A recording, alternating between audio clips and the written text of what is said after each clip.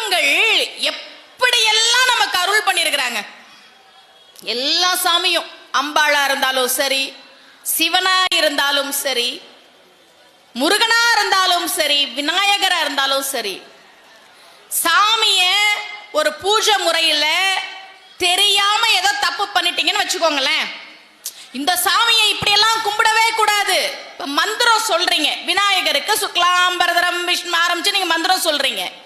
ஐயோ தப்பா சொன்னா சாமியை குத்தம், அப்படியெல்லாம் கிடையவே கிடையாது. நீங்க முதல்ல சொல்லுங்க, அந்த பூஜையை சாமி ஏத்துக்கும். சாக்கிய நாயனார்னு ஒருத்தர், 63 நாயன்மார்கள்ல ஒருத்தர். அவரு தினமும் சிவபெருமானுக்கு எதை எடுத்து போட்டு அர்ச்சனை பண்ணுவார் தெரியுமா? நீங்களா சிவபெருமானுக்கு அர்ச்சனை பண்றதுன்னா என்னெல்லாம் கொண்டு போவீங்க சொல்லுங்க?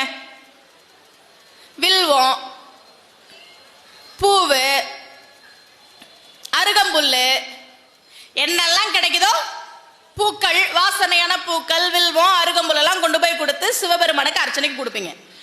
அவர் எதை எடுத்து போட்டு அர்ச்சனை பண்ணார் தெரியுமா? கல்லை எடுத்து போட்டு அர்ச்சனை பண்ணார்.